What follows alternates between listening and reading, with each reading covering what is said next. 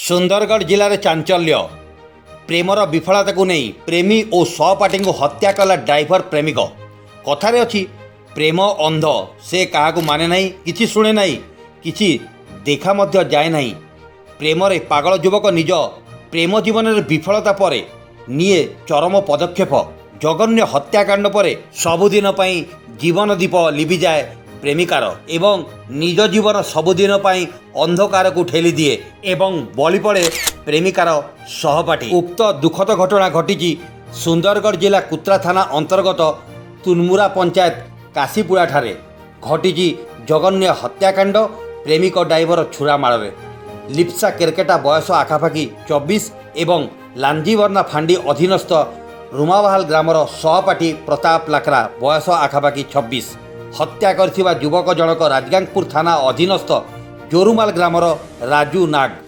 प्रेमिका लिप्सांक घर car driver उभयंक मध्य प्रेम संपर्क गढ़ी उठिथिला। मात्र लिप्सा भल पाठ पढ़ुथिबारु प्रेम संपर्क दूरे जाई निजर MBA कोर्स रे मनोयोग सह अध्ययन करुथिला। मात्र राजू नाग तांकु विभिन्न समय फोन जोगे तथा घरे मानसिक अशांत देउथिबा परिवार लोके अभियोग करथिले।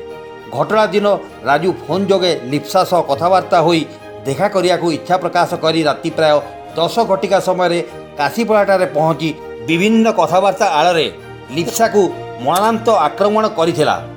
यह देखि तांको निकटरे छेड़ा होइतिबा तांको माँ बापा लिप्सा को बंचिया पे आसी सेमाने मध्य राजूर आक्रमण शिकार होई घरे तांकु कवाट किला देइथिला। राजू निकटरे थिबा लिप्सार सहपाठी प्रताप लाकरा मध्य आक्रमणर शिकार होई उभय लिप्सा और प्रताप घर सामने टली पड़ते। उक्त जघन्य घटना घटाई राजू सेठारु फेरार हेबारे सक्षम होइतिला।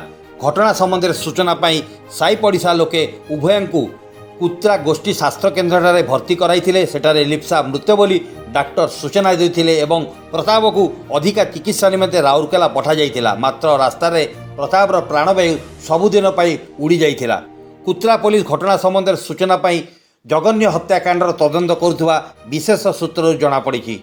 सुंदरगढ़ जिला राजगांगपुर देवव्रत मित्र रिपोर्ट, क्रांति ओडिशा।